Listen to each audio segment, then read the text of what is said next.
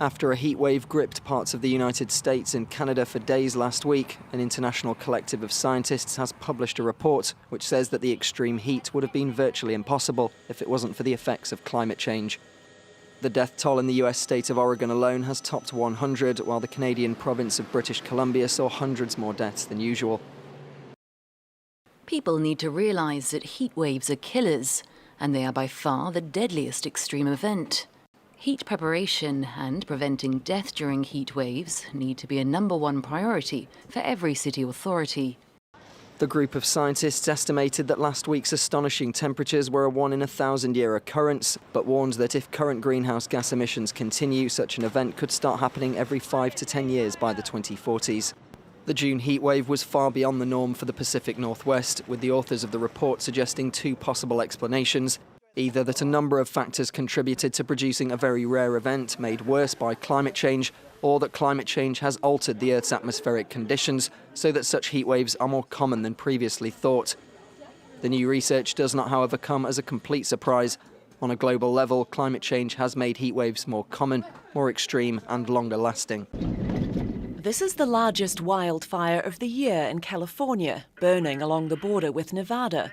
A combination of 2 fires sparked by lightning that doubled in size between Friday and Saturday. The fire's rolling downhill here. It's one of several fires threatening homes across the western United States, blamed on so-called heat domes, pockets of high pressure which push warm air down, forcing temperatures up. This is jaw-dropping. Those are the effects of climate change. It's here, it's real, it's human-induced. The impacts, the acute impacts, are happening decades before even the scientists had predicted. With scorching temperatures across 10 states, 30 million Americans are facing extreme heat. This wildfire in Oregon doubled in size on Saturday, pushed by strong winds. Officials have called the blaze unpredictable and erratic. Some areas have been evacuated, while others have been told to pack up and be ready to leave at any moment. The heat and the fires putting pressure on the power grid. People are being urged to conserve water and electricity. It's old systems and they just tend to break on hot days. They can't take the heat, they overheat. There are warnings that dangerous conditions could cause heat-related illnesses. This latest surge follows the hottest June on record for the US and a historic heatwave estimated to have killed nearly 200 people. The searing temperatures baking visitors at California's Joshua Tree National Park. It's the hottest place on earth. Like, this is hot. It's never been hotter. It feels like we're in an oven, yeah. Nearby Death Valley, also in the Mojave Desert, reached 53 degrees Celsius on Saturday, 54 on Friday. If confirmed, it would be the highest recorded in more than a century and close to the highest ever measured on Earth. The conditions are so extreme and the air so dry that some of the water dropped by aircraft to fight the fires evaporates before it reaches the ground. Forecasters say even if temperatures don't continue to break records, the widespread, oppressive and long-lasting heat remains a threat. Alexia O'Brien, Al Jazeera. We visited Agoncillo a week after Taal volcano sent plumes of black smoke and ash into the town. It is mostly empty now. Taal volcano is spewing a record-high amount of sulfur dioxide, and the Philippine government says another eruption is imminent. Those previously moved elsewhere are not allowed to return just yet. They've been staying in temporary shelters like these in Batangas province. We are okay here. We are not hungry. There is aid. We would like to go home if possible once allowed.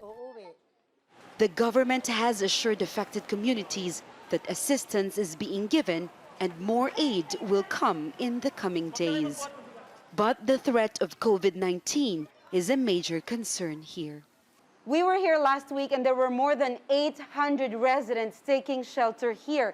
What the government has done over the past few days was to move half of them in several different locations. This is a requirement by the national government to implement the minimum health protocol required when there is a pandemic. We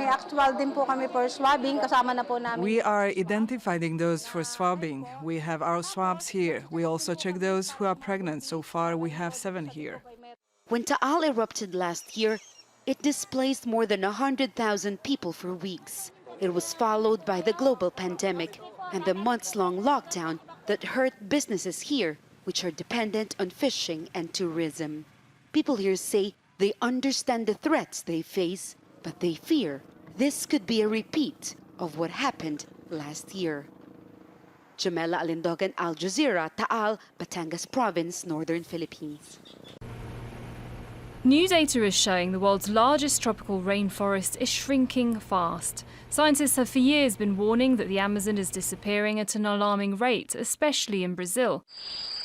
It's the last refuge for many endangered wildlife and home to millions of species, some of them still unidentified.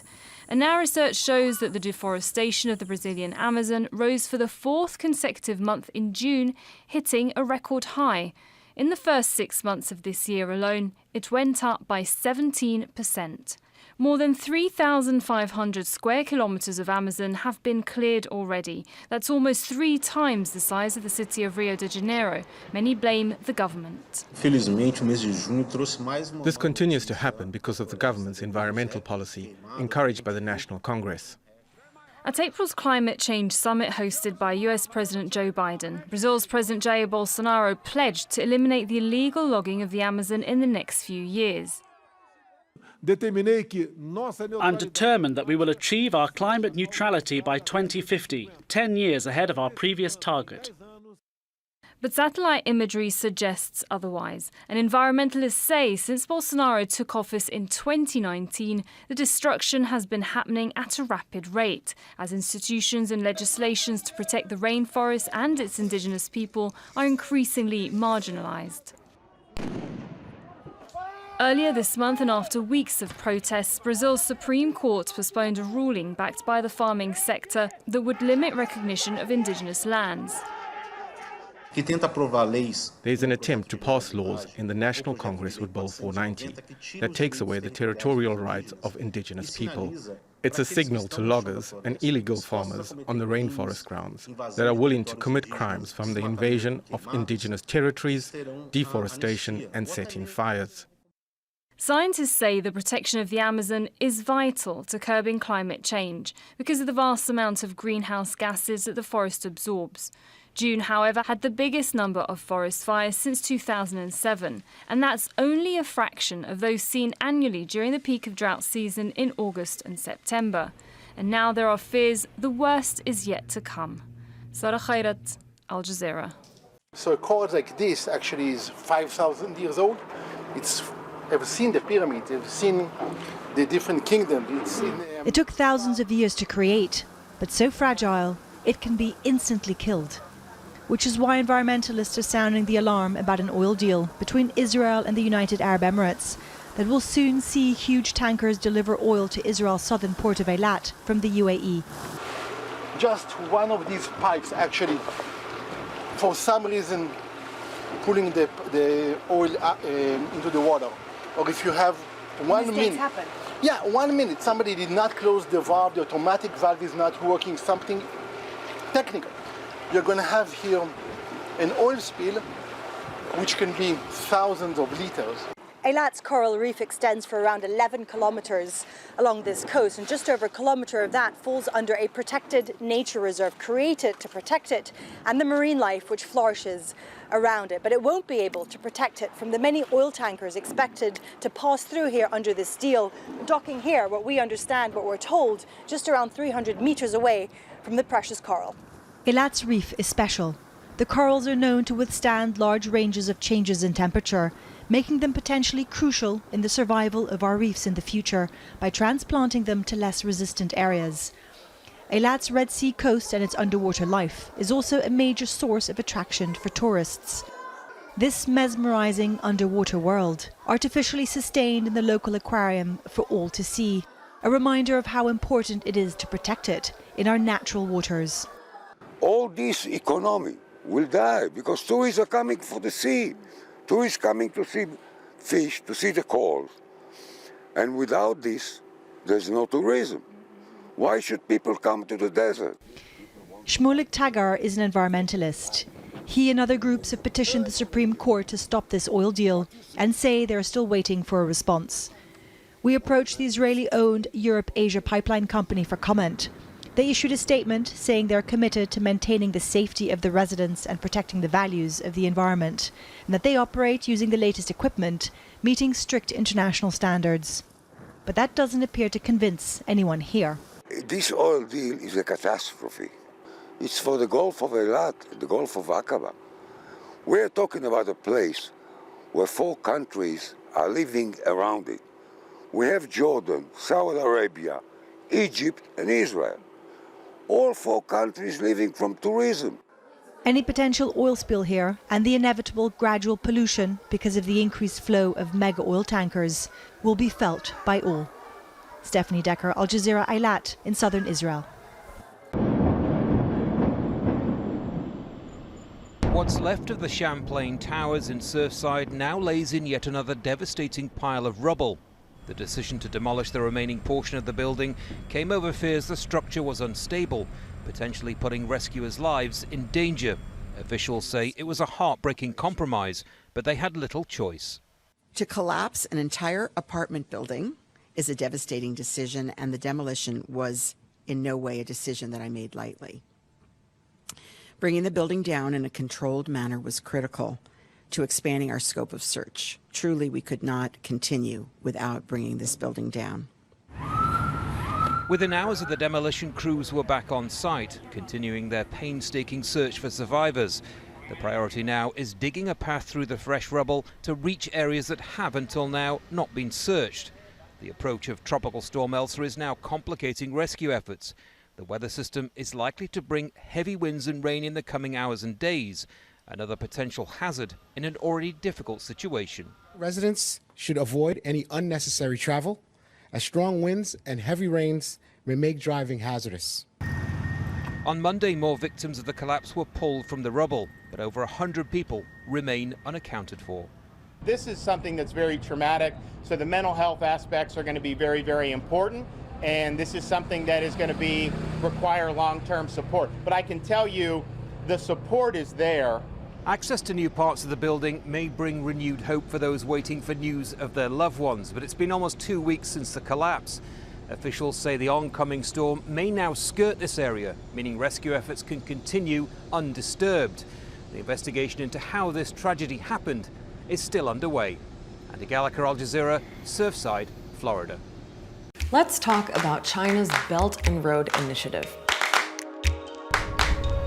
The BRI is a gigantic plan for a global network of ports, roads, railways, and other infrastructure to connect China to the world. 我们的共同目标是携手努力让各国互联互通更加有效。 The most expensive infrastructure project in history. The Belt and Road Initiative, a boom, a bust, or just a buzzword? It is also a way through which China confirms its role as a global power. The US and other Western countries are worried and recently announced their own plan. We think that there's a much more equitable way to provide for the needs of countries around the world. So what exactly is the BRI? What's in it for China? And why do some countries see a big economic opportunity while others see a threat?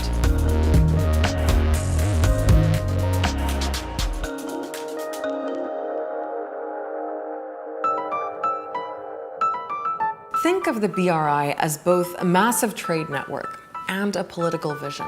It started with a speech that President Xi Jinping made back in Kazakhstan in 2013. He talked about building a new trade route based on the old Silk Road, an ancient network that linked Asia, the Middle East, and Europe for almost 2,000 years. It started out in 2013 as an idea to invest in infrastructure from China through Central Asia to Europe and Africa. But over the years, it has become something much larger. It's an absolutely colossal project, which is scheduled to involve 60% of the world population. The Belt and Road Initiative basically weaves together lots of projects. It could be China building things from scratch, upgrading existing infrastructure, handing out loans, or making investments. There are overland routes that connect China to Central and South Asia, the Middle East, and Europe. That's the Belt. It includes what's called the China-Pakistan Economic Corridor, where around $60 billion are being spent on things like coal and hydropower plants, wind farms, highways, and a new high-speed rail link between Peshawar and Karachi. Then there's the road part, which is slightly confusing because it actually refers to a maritime Silk Road, sea routes that connect China to Southeast Asia, Africa, and Europe. It includes major investments in ports across the world, places like Sri Lanka, Dubai, Djibouti, Greece, and Spain, even as far as Peru. There are a lot of different initiatives, and the Belt and Road has become more of a label to capture a lot of what is going on. Now, we listed some of the big examples, but BRI specifics are hard to come by. There's actually no confirmed list of everything and everyone involved, but it's estimated to include 2,600 projects in more than 100 countries.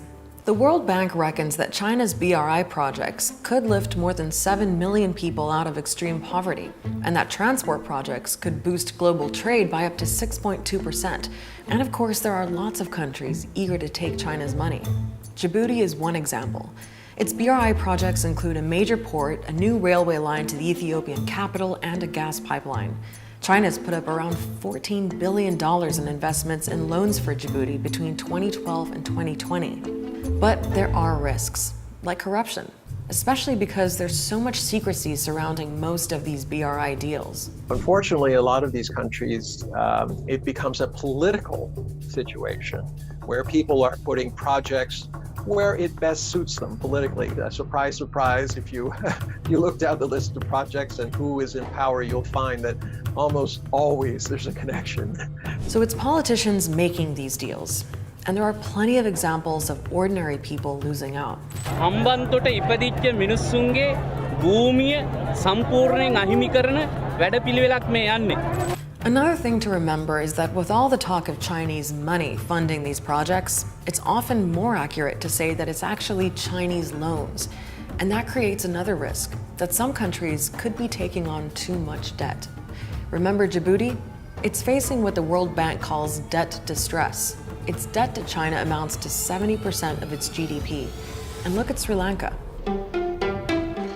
Former President Mahinda Rajapaksa borrowed billions to develop a massive new port. When Sri Lanka struggled to pay back the money, it ended up with a new deal that gave China control of the port for 99 years. That led to accusations that the loans compromised Sri Lanka's sovereignty, which China denies. China's dominance here in Sri Lanka cannot be ignored. This, its latest project, Sri Lanka's largest single foreign direct investment. And now, China is back again, offering Sri Lanka more million-dollar loans. But it's this kind of thing that's led to some people calling the Belt and Road Initiative a debt trap for vulnerable countries. Others disagree. It is quite extreme to portray this as a trap. China is successful in appealing to willing counterparts. And it seems this success has got Western powers, especially the United States, paying more attention. At the recent G7 summit, they set out their own plan, complete with its own snazzy abbreviation B3W, which stands for Build Back Better World. Hi, I'm Femi OK. You're watching the stream. Today we are looking at Hong Kong 1 year on from the national security law being in place. The law gives the police and security forces sweeping powers to arrest citizens. We go first to Holden Chow. He is the vice chairman of the DAB. That is a pro-Beijing party in Hong Kong. And he here is addressing some concerns. Well, I think as long as you obey the law, you don't go against the national security, I see nothing that they need to fear or worry. Let me take an example. Apple Daily is not only a tabloid, but it's also a propaganda done against central government. So if you are running a media with an agenda to sort of endangering a country's national security, there's something wrong, isn't it? Well, is there something wrong? What do you think? You are part of this conversation. You can be in the YouTube comments, be part of our discussion. What we are asking our guests are, is Hong Kong now a police state? Let's meet our panel. We have Katrina, we have Finn, we have Ina. So good to have all of you on board on the stream. Katrina, remind our Al Jazeera audience who you are and what you do. Hi, Femi. Hi, everybody. I'm the China correspondent for Al Jazeera, reporting out of Beijing, but traveling nationwide here in China. Good to have you, Katrina. Hello, Finn. Welcome to the stream. Will you tell our audience who you are and what you do? Yeah, so hi, everyone. My name is Finn now. So I'm one of the several Hong Kong activists in exile wanted under the Hong Kong national security law. I was also one of the 10,000 arrestees of the Hong Kong pro-democracy movement. Good to have you. And Ina, welcome back to the stream. Remind our audience who you are and what you do. I'm an American national. I live in Beijing. I'm an independent commentator. I'm on over 24 channels in China and internationally. Any given month, I'm on 12 different channels. Any given year, 24. So, Guess, I'm going to start with, how much do you think Hong Kong has changed in the last 12 months with the national security law being now in place? This is what we asked our online community, and here is one response. I would love to see Finn and Katrina and Ina, if you agree. Let's take a look. Since the implementation of the national security law, its chilling effects have seeped into people's everyday life. So, for instance, many pro-democracy organizations have disbanded, with prominent activists and politicians being imprisoned or have gone into exile. Further, in educational spaces, textbooks and public library books about democracy have been censored and pulled off the shelf. And journalists have also been facing more and more red tape and persecution. Most recently, the popular pro-democracy newspaper Apple Daily were forced to close. So given all of these repression, right now, any political organizing and grieving even have become incredibly risky. So a big challenge that Hong Kongers face is to find alternative spaces and ways to continue building our connections and relationship to one another. Does that description of Hong Kong in the past year, does that resonate with you, Finn? Yes, so I totally agree with her. And I would say this much more than a chilling effect in Hong Kong. So in Hong Kong, because of the promulgation of the draconian Hong Kong national security law, the city has lost the freedom of the speech, of the assembly, press freedom, academic freedom, and other civil liberties. Because of the severe crackdown of Apple Daily, we have lost the last pro-democracy newspaper in Hong Kong. So in a single incident, we have witnessed there is no rule of law. So we have lost the protection of the private property rights. We have also lost the freedom of the press. So I don't think Hong Kong could be qualified as an international financial center anymore. Well, I would really highly doubt that at that. I mean, the number of IPOs that are going through Hong Kong are at a very high level right now. In terms of the overall, I mean, Hong Kong is now peaceful. You're not having the kind of chaos that you had for 4 years since 2014. I mean, there's a lot of people who were affected by that. There have been interviews with them. They were running small businesses. They're very dependent on the tourism trade and things like this. So they've really kind of, you know, it depends on what your perspective is. Now, Finn says pro-democracy. Well, for some, pro-democracy is pro-independence. And there's this line between them. And, you know, Beijing, in their mind, was extremely, they restrained for those 4 years while, in essence, there was a lot of chaos going on in the streets. The first duty of a government is to make sure that people are safe and their property is safe.